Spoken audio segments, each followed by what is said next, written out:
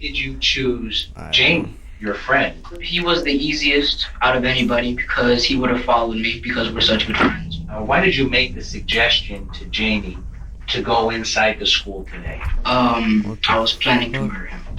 Whoa. Do you know why you were going to do this? No, I don't. This is Whoa. This nigga minded. Whoa. 14-year-old Micheal Hernandez. He's an honor roll student at Southwood Middle School, the well-behaved son of a business owner and an occupational therapist, and as of right now, he's the prime suspect in the cold-blooded murder of his close friend and schoolmate, 14-year-old Jaime Goff. Detectives would get the answers they're looking for, but only after enduring one of the most spine-chilling interrogations they would ever conduct. The following footage revealing a 14-year-old killer has never been seen before. What the February 3rd, 2004 started like any other Tuesday at Southwood Middle School in Miami, Florida. Students gathered outside of the school to meet up with friends. Well, of course it's in Florida. Of course. Socialize, and wait for the doors to open at 8:50 a.m. No one thought much of it when two particular students weren't at their usual meeting spot. Now, just look at this nigga, bro. Just look at this nigga. He looks like he on some bullshit. He look like he break cats' necks for fun, bro. He like he'll grab your cat and just kill it for no reason at all. Look at him, bro. He's seen, bro. First off, bro. Let's say rest in peace to this little child right here, bro. Just look at him, bro. He looks so innocent, bro. And he killed him, bro. That's fucked up. That's fucked up, man. Rest in peace to the little guy, man. By the teacher's parking lot that morning, the doors opened and students flooded inside. Before classes started, a student decided to make a pit stop to the boys' bathroom on the second floor of the school. He couldn't have known just how traumatic this decision would turn out to be. Upon entering, another student whom he didn't recognize calmly walked past him and exited the restroom. He observed a single black book bag sitting near the entrance of the bathroom and specks of blood dotting the floor. He peeked underneath the stalls to check if anyone was inside. There was indeed someone else in the bathroom, but something was terribly wrong. What the fuck? A large pool of blood was forming on the floor inside one of the stalls, and there appeared to be a pair of feet hanging down from the toilet. He swiftly exited the bathroom to advise a nearby security guard that there appeared to be someone bleeding inside the boys' bathroom. The guard simply brushed him off and told him to go to class. He then went and told a friend what he'd seen. Together, the two boys proceeded back into the bathroom. The stench of warm blood had begun to fill the small latrine. The pair tiptoed cautiously toward the stall. They knew they had to look inside. No. Let me see some shit like that. I swear to God. I swear to God, bro. I don't know what the be going through these niggas' heads when it comes to reality, bro. Like, realistically, bro. Okay, this shit happened in real life. The security guard just brushed them off like it was a movie or some shit. Nigga, me personally, on my mama, on my son's head, I swear to God, on everything I love, bro. If I ever seen blood and feet inside the stall of a bathroom in a school, I'm leaving. I'm leaving out. I don't give a fuck if I ain't got no ride home. I'm leaving the school. I'm leaving. I'm telling all my friends, yo, let's go. Let's get the fuck out of here. I don't give a fuck this learning shit. Let's go. On G. Prepared themselves for the worst, then hesitantly inched the stall door open. The scene before them could only be described as nightmarish. A male student, later identified as 14-year-old Jaime Goff, was covered in blood and unresponsive. He was positioned face down, his chest and torso lying across the toilet seat, while his head and legs hung limply over the sides of it. Blood streamed down his face and into a large pool that was forming on the floor beneath his head. In that pool lay a lone pair of black glasses. One of the boys shouted to the victim twice. When they got no reply, shock turned into panic. The two fled the bathroom in hysterics, startling the security guard in the hallway. This time, alarmed by the students' clear distress, the guard rushed into the boys' bathroom. Upon witnessing the grotesque scene, he immediately radioed the Miami-Dade Police Department. Oh, bro. The guard then left the bathroom to retrieve the Dade County? assistant principal. Upon returning, the guard discovered that in the few minutes he'd been absent from the bathroom, Someone had come in and removed the victim's body from the toilet. The body was now lying face up on the stall floor, his arms splayed out to the sides. School personnel could now clearly see that one side of his neck was shredded to pieces. School was immediately put on lockdown. A few hours later, investigators entered the classroom of 8th grade student Micheal Hernandez, who'd been identified by one of the 2 witnesses as the boy they'd seen exit the bathroom that morning. Michael's teacher approached detectives first, with a few pieces of interesting information. She stated that she let her students into the classroom at 8:55 a.m., and since that time, Micheal had requested to go to the bathroom 3 times. The teacher observed that Micheal had blood on his shirt, which he attributed to a nosebleed. He made 2 trips to the bathroom before 9 a.m. After the school went into lockdown, Micheal requested to go to the bathroom a 3rd time. What the fuck is wrong with this nigga Queso? Stop being weird. Wherein his teacher summoned a security guard to escort him to an unoccupied restroom and back to class. This was reportedly the last time Micheal had left the classroom. Micheal was taken to an office on the 1st floor of the school to speak with detectives. When investigators inquired as to how Micheal got blood on his shirt, he told them that he'd been hit in the face by a door while horseplaying with the victim earlier that morning. The detective examined Michael's face but found no open wounds that he could have bled from. No, Micheal quickly changed his story. He claimed he'd gone back to the 2nd floor bath. Nah, saying he got murked is crazy. Jace, ill choice of words, bro. Nah, that's crazy. Room where he'd parted ways with Jaime earlier. When he entered the restroom, there was already another student inside that Micheal wasn't familiar with. The student advised Micheal that there was someone inside one of the stalls. That's when Micheal got down close to the floor to look underneath. When he bent down, his shirt grazed the floor and got blood on it. However, he did in fact see his friend Jaime inside the stall. After that, he simply left the bathroom and went to class. After collecting Michael's statement, a consensual search of Michael's book bag was conducted. What they found inside told an even more shocking story than the one Micheal had just spun. Inside the bag was a red jacket and 2 latex gloves, both with traces of blood on them. The detective asked Micheal to accompany him to the station. Oh, no. He knows what the f*** he was doing. A red jacket on purpose. To cover the blood, nigga. To cover the blood. To which Micheal agreed. A little after 1:40 p.m., Micheal was transported to the Miami-Dade Homicide Bureau office. Here, he regaled detectives with an entirely different Hey, y'all nigga had some Cheez-Its, okay? Baby carrots with some ranch. W eats, W snacks. tale. The version you're about to see is more twisted and disturbing than anything detectives had heard so far. The following never-before-seen footage has been analyzed by a qualified team, including a licensed professional counselor, a licensed attorney and former prosecutor, and a licensed clinical psychologist. Ready? Yeah. Please raise your right hand when I swear you in. You swear the testimony you're about to give will be the truth, the whole truth, nothing but the truth to help you trial? Yes, I do. Though he is a minor at 14 years old, Micheal is being questioned alone and without his parents, because in Florida, the law allows minors to be interviewed without parental consent or their presence in the interrogation. However, parents can request a lawyer or stop the questioning on behalf of a minor at any time. These laws can vary by state, as some states do require parental consent. Mike, just do me a favor. When you talk clearly so that Ms. Renee can understand you. Okay? For the record, could you please state your name? Micheal Hernandez. Mike, what's your birth date? February 2nd, 1990. Happy birthday. Goddamn. Nigga, You old just as turned 14. Yes, I did. Very good. And what grade are you in? I'm in the 8th grade. Micheal is being very cooperative and well-mannered during the preliminary questioning. He articulates well and answers the detective's questions clearly. His posture mimics that of an attentive student. He's sitting up straight, his hands folded in front of him, and his eyes keenly fixed on the detective. His body language conveys respect and a willingness to be compliant. However, we'll soon see that his motives are actually much darker. What school do you go to? Southwood Middle School. And are you in any special classes or anything? Any honors classes? I'm in gifted.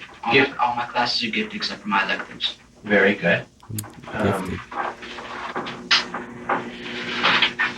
You can read and write the English language, correct? Yes, I can. And what are your grades in school, Mike? A's and B's. Michael appears proud to talk about his exceptional performance in school. Being a gifted student seems to be a big part of Michael's identity. Do you know an individual by the name of Jaime or Jamie Goff? Yes, I do. The J in Jaime here is pronounced with an H sound, like it would be pronounced in Spanish. But Michael and the detective pronounce Jaime with the J sound. At the mention of the victim's name, Michael's cool demeanor slips very subtly. Here's one thing you need to do before buying anything online. Don't spend another dime on Amazon until you... For the first time, he seems to hesitate before answering the question. Yes, I do.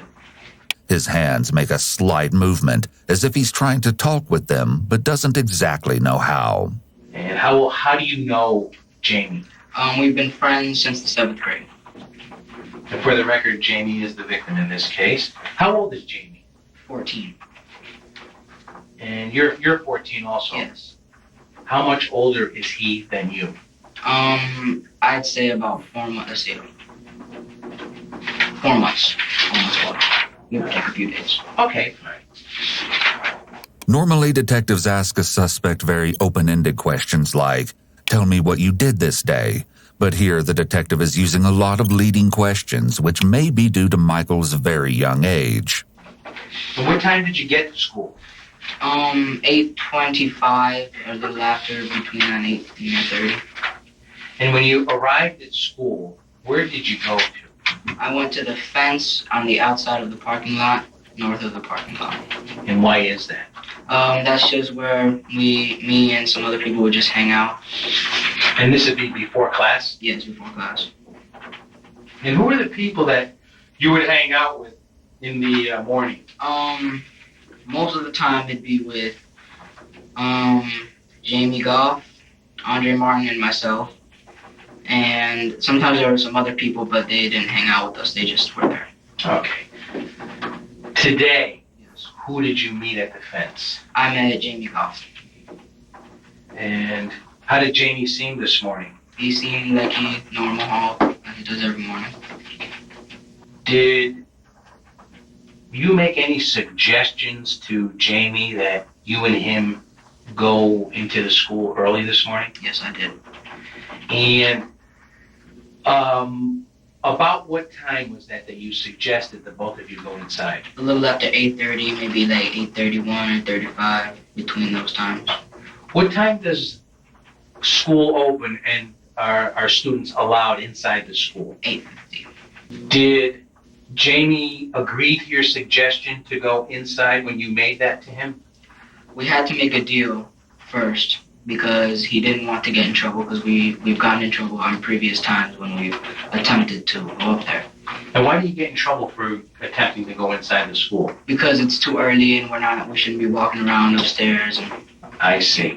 Why did you make the suggestion to Jamie to go inside the school today?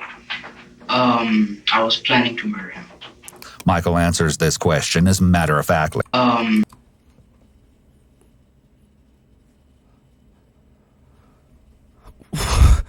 Nah, that's not funny. What the What was this nigga thinking? No. Okay, wait. Hold on.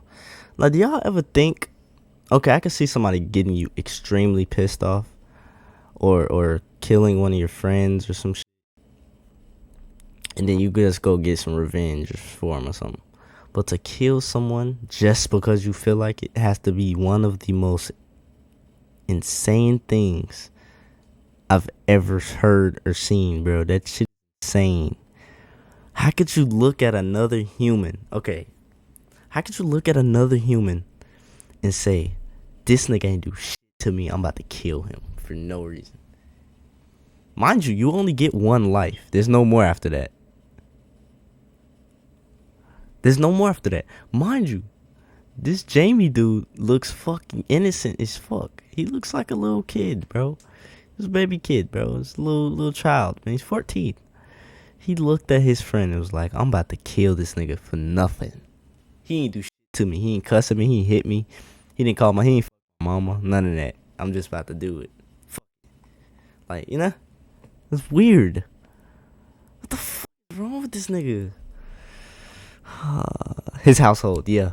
Yeah, his household must be bad or some shit. Or he played GTA or some shit. Or something. Y'all want to know something about this nigga? This nigga has a smooth brain. Yeah. This nigga has a smooth brain. His brain is very smooth. He has a smooth brain. This is what this nigga got, bruh. OG. Let's talk about it. This nigga has a smooth brain, bro. This is how his brain look. That's why. That's why he act like that. He has a smooth brain. I was planning to murder him. Michael answers this question as matter-of-factly as he's answered all the other questions so far. Michael answered The school today. I was planning to murder him. Michael answers this question as matter-of-factly as he's answered all the other questions so far. There's not a single hint of empathy or remorse to be found. He seems undeterred, even by the fact that he's admitting to first-degree murder and exposing himself to the highest level of criminal penalty there is. Michael likely isn't aware of this, but under Florida state law, 14 and 15-year-olds can be tried as adults for certain felonies. They can also be subjected to the exact same penalties that an adult can receive, with the exception of the death penalty. Oh, okay. Since Michael has already confessed to the first-degree murder of his friend, all that's left is to see if the court will possibly take pity on him. Do you know why you were going to do this? No, I don't. Now, what was your plan? How were you going to accomplish this? I was going to get him into the stall, the last stall, because it's the biggest, so I'd have more room. Now, this is in a restroom? This is the restroom. On which floor? Second floor. Okay, and it's the male restroom? Yes, it is. Where is it near? It is near the media center and the gifted U.S. history class. Okay. And once you brought or got Jamie in there, how were you going to bring him or lure him into the restroom? We usually go to the restroom after we get upstairs so we don't get caught by security. Okay. And so I knew that was going to work. I got him into the stall by saying, look, I have something to show you. So I got him into the stall, and I told him to turn around because I wanted it to be a surprise. Before that, I put on the gloves. He saw me put on the gloves, and I said, Oh, you're going too fast. And I said, I like them because they're comfortable. It's possible that Michael's cadence has increased here due to his excitement to talk about the crime for the first time. Retelling a story can be a way for someone to relive an experience, and it often brings back feelings associated with the original event. His fast talking could also be due to his eagerness to show how smart he was in preparing for this crime. He may be seeking admiration from the detective for how well he planned his attack. Michael's enthusiasm is also evidenced in his full cooperation when being questioned, appearing like he's sitting for a job interview instead of an interrogation. It's odd that he doesn't seem afraid or bothered at all that he's sitting there because he's been caught for the murder of his friend. Now, you also said that you put on gloves. What kind of gloves were these? They were latex gloves. Where did you get them from? My mother purchased them at Walgreens the previous night. Why did she purchase these? Was that at your request? It was at my request because I said that I needed them for extra credit for my science class.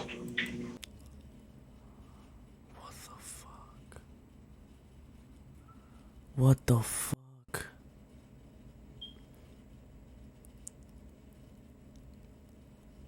Bro, nah, I'm scared, bro.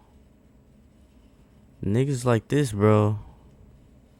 He knew he's 14. He knows exactly what he was doing. Like, bro. There's no denying at this point that Jaime's murder was L gaming, nah. LPC, L gaming setup, L everything. Shit, just a L. This nigga's lame. LPC. Look at this shit. Look at this old ass shit. My shit on this nigga PC, bro. LPC same setup, bro. L gaming setup, L streamer setup, L nigga, L murderer, L white bitch. was premeditated. More disturbingly, it seems that Michael mapped out every single detail and accounted for almost all possible factors before executing his plan. A thorough search of Michael's backpack yielded a secret compartment that he'd made by cutting a slit in the inner lining and attaching Velcro along the edges of it so that it could be secured shut.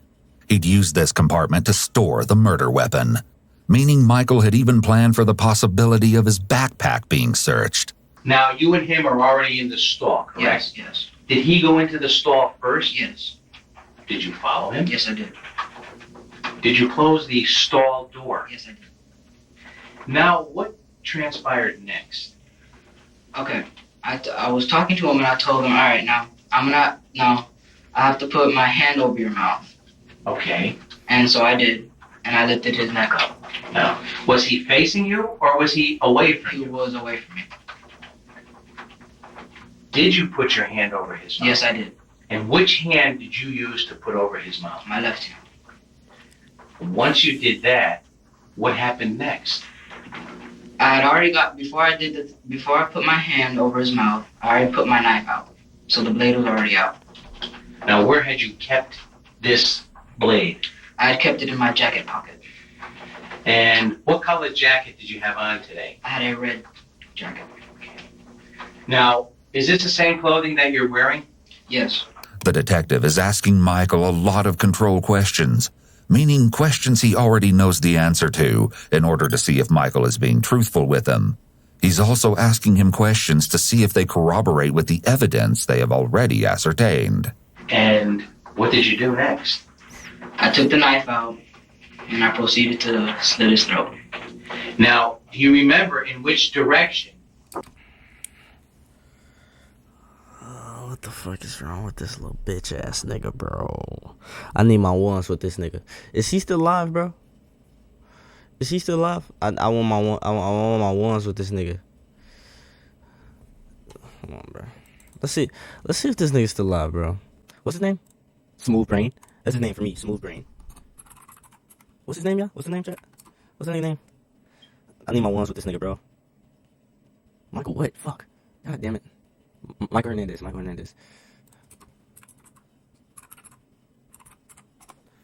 need my ones with this nigga, bro. Oh shit. He died. Crazy teenage killer Michael Hernandez, 31, died in May 2021. Damn. How'd he die? Wait, how'd he die? Look at this bitch ass nigga. Look at him. Look at this pussy.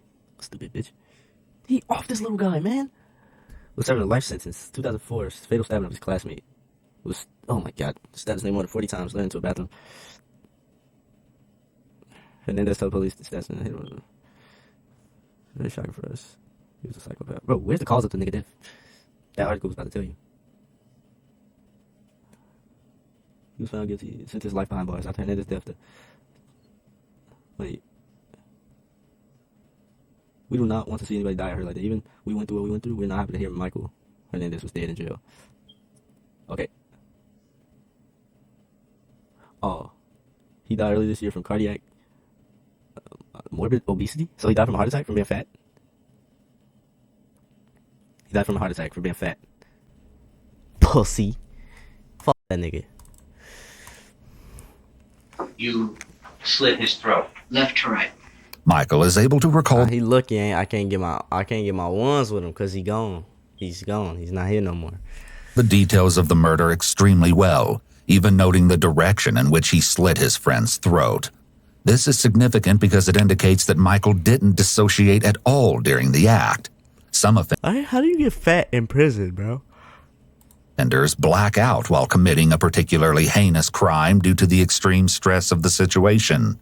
Michael, however, was keenly aware of exactly what he was doing, from beginning to end.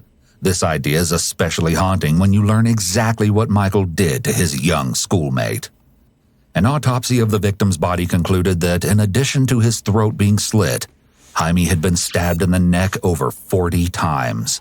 It's gut-wrenching to think that Michael, a 14-year-old child, was in complete control the entire time.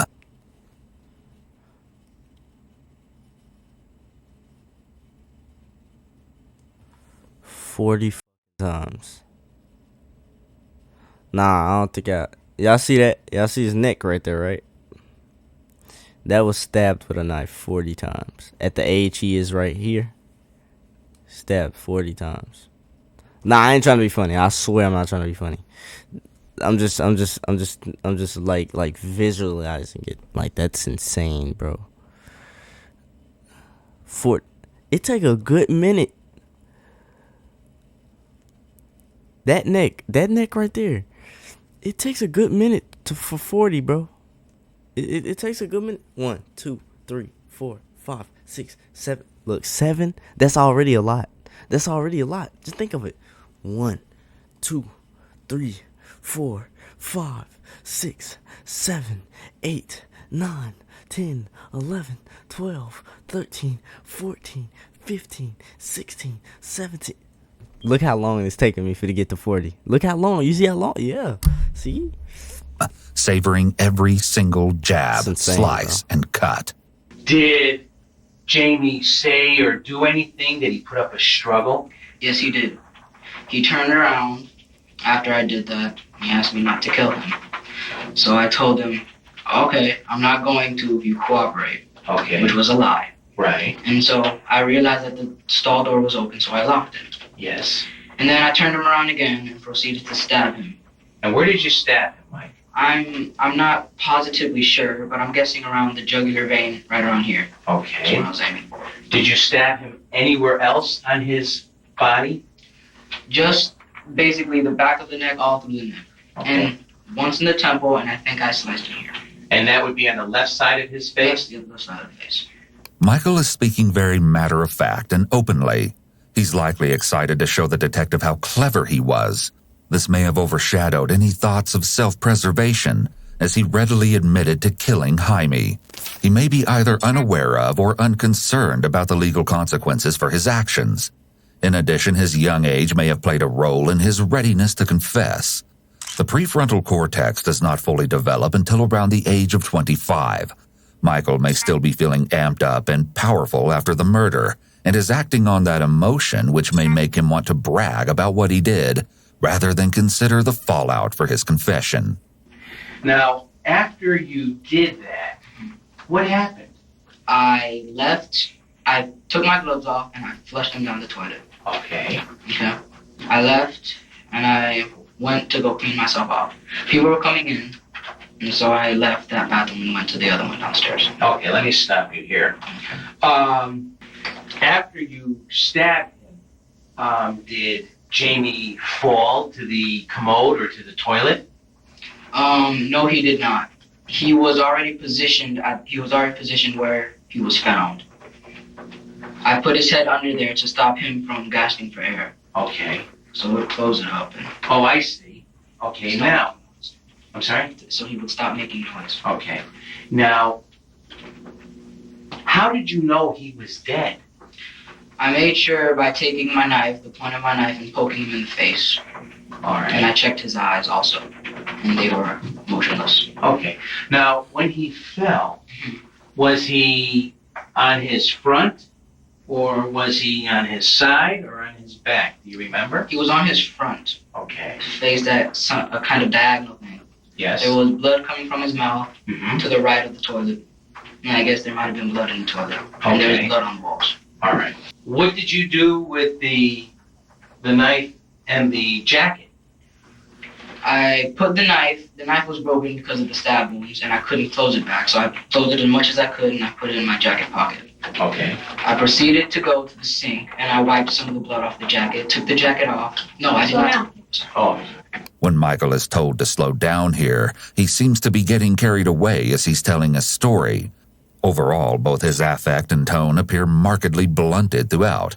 While his speech speeds up either from anxiety or excitement, there's no major change as he talks about going to get the gloves versus viciously stabbing his friend, or even realizing he's dead. It was at my request because I said that I needed him for extra credit for my science class. I took the knife out, and I proceeded to slit his throat. I did not take the jacket off at that point. I just wet it to get the blood off. Okay. I proceeded to go downstairs to the other bathroom on the first floor. I then wiped myself off with all the stuff off my face and the stuff off my jacket. Then I took the jacket off and put it in my book. Now, you said that you had flushed some gloves Yes. down the toilet. There were two. I flushed 2 gloves. 2 gloves. How many pair of gloves did you have? I had 2 pair, 4 gloves in all. Where did you keep the other pair of gloves? In the jacket pocket where I kept the knife. All right. Now, before you gloved up this morning in the bathroom, did you remove any of your jewelry? I removed my rings because they would have cut through the latex glove. Okay. Oh, gee, I would have robbed that nigga. Look at the rings, man. Look at the rings and jewelry and shit. That fake ass Rolly. Nigga think he is. Did anything He's in that bitch unusual, or iced did out. you notice anything unusual when you put your hand in your jacket pocket after the incident? Yes, one of my rings was missing. And which ring was that? It was the ring on my right ring finger. So, what did you do? I went back upstairs to find the ring. There was a witness there saying that someone was in that stall. The way Michael refers to a witness is an indication that he may have strategically and specifically planned the entire murder, considering the possibility of witnesses being present or interfering in some way. He's speaking as if he's a law enforcement official describing or examining this case, rather than the perpetrator describing his own acts. I went to go look, having known what was there. And I saw my ring and picked it up and then left. Okay. Had you gone up there actually to check to see if Jamie was okay? No, I have not. No, I did not. It was strictly to check on your ring. My ring, yes. And why did you want to recover your ring? Because I value my jewelry. Okay. It's very interesting to note how much more Michael's ring meant to him than his dying friend. This detail speaks volumes about exactly how Michael's mind works, namely that he possesses a disturbing disregard for the lives of others. Do people know that you wear that type of ring? Yes. It was iced out Many on people G. know I wear this type of jewelry. Could someone have identified you because of the lost ring? Yes, they could have identified this ring definitely. Okay. just woke up. When you went back upstairs to go back or into the bathroom to look for your ring, Yes. who is the individual that told you someone was in the stall? I'm not sure of his name. Had you had planned to do this to Jamie? Yes, I did. How long have you had this plan? A little under a week. And is there any specific reason why you planned this? No, there's not. Perhaps the most spine-chilling detail of all, Michael likely killed his friend purely for personal satisfaction. Michael, who had just celebrated his 14th birthday the previous day, had absolutely no reason to commit murder that morning. He simply decided that he wanted to. A situation such as this can reasonably be explained by a bout of severe psychosis. However, he doesn't present as a person who has psychosis based on his behavior during the interrogation. Michael seems to be thinking clearly and logically. There are no indications that he is responding to internal stimuli, such as voices in his head or unseen figures.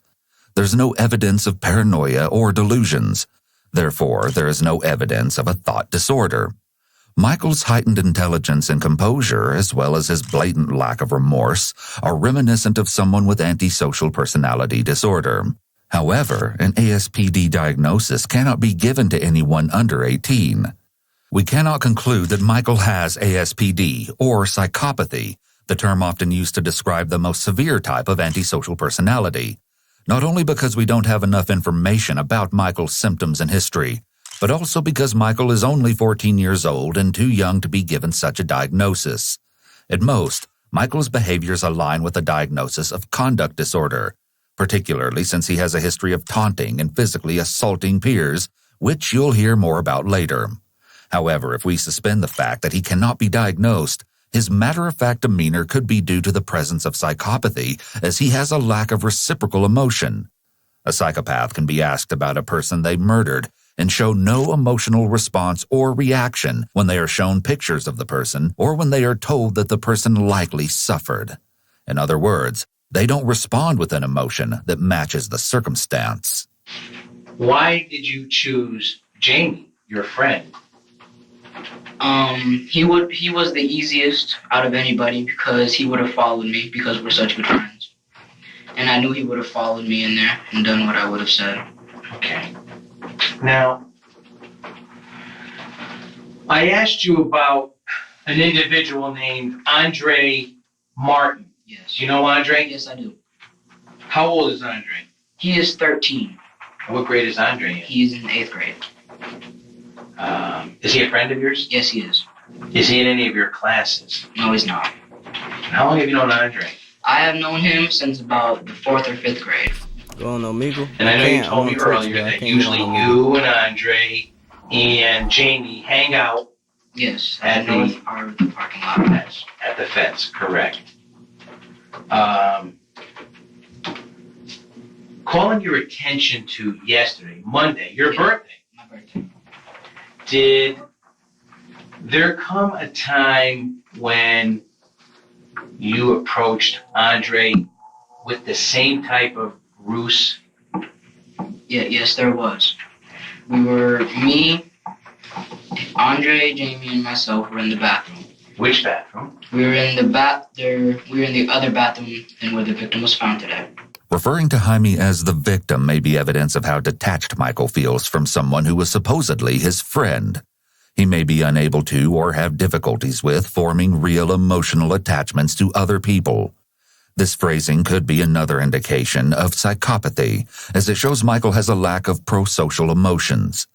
Empathy and emotional attachment are considered prosocial emotions, which are things psychopaths struggle with feeling. This is why they often present as emotionally detached, distant, and indifferent, because they're apathetic to society and to people and situations in general.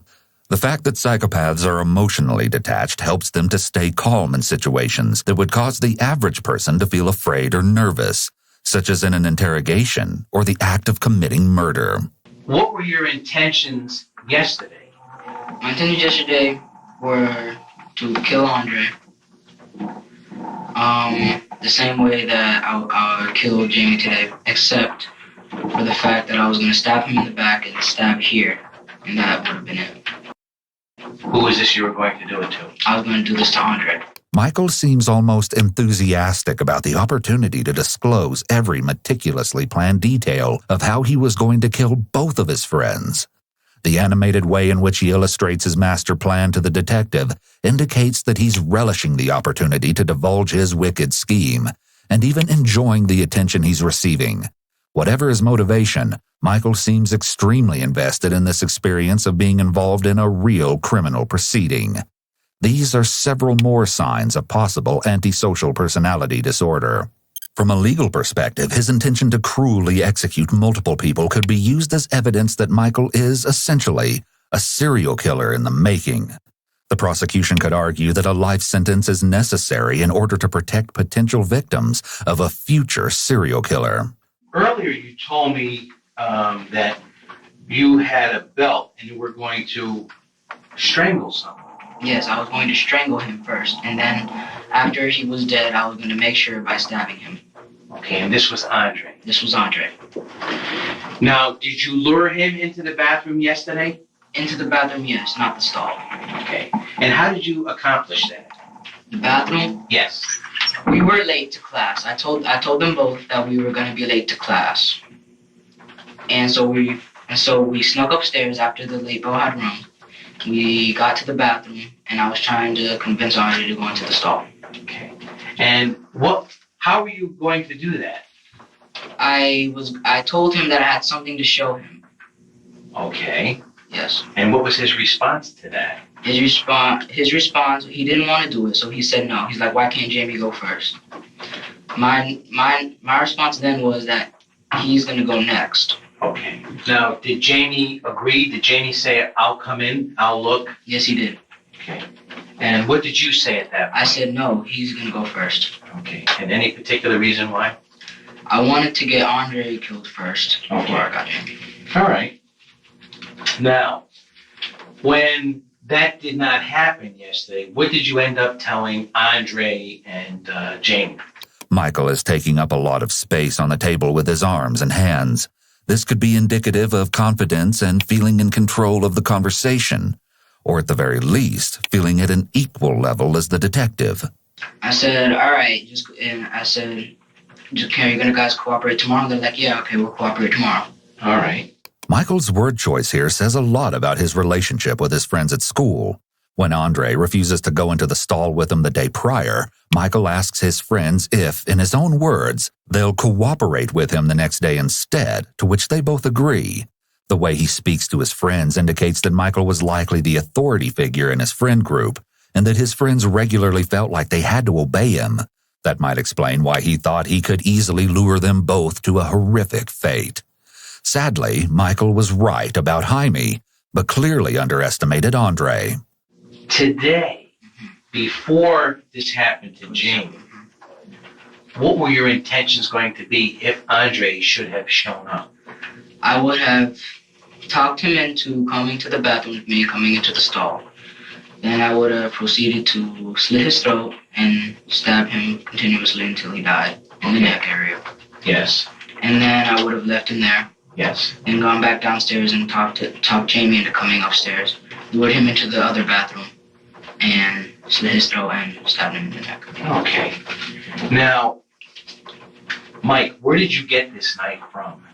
I have a knife collection. Uh-huh. I've been collecting knives, and as I said, my dad has a store, and so I asked him for some knives. This was before I was going to do this. Yes. And I asked him for some knives. He's like, all right, you can take them. Because I wanted a not switchblade, but like a knife that can come out I easily. think they call them gravity knives.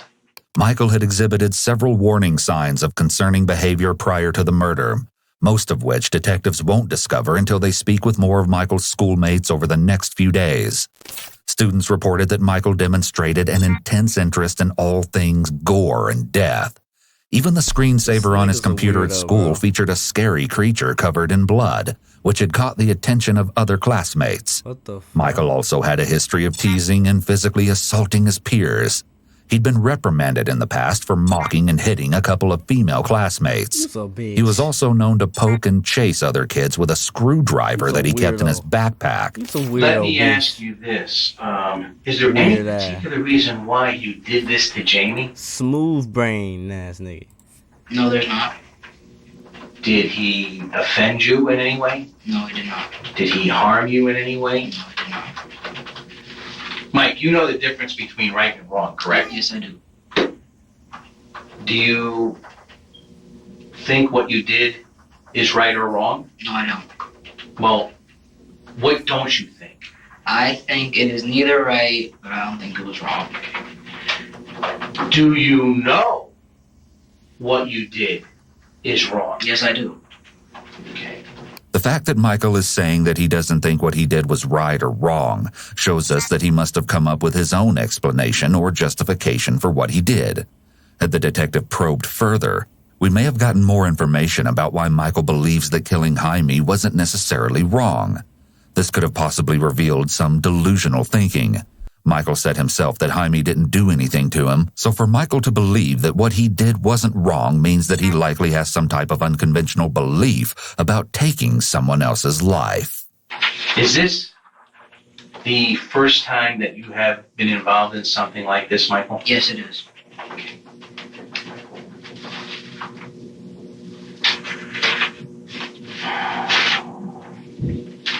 Are you sorry that this happened today? No, I'm not.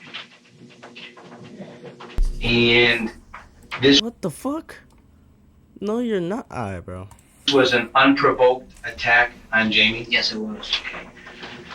Sir, has everything you told me been true and correct to the best of your knowledge? Yes, it has. Have I forced you to give this statement, No, sir? you have not.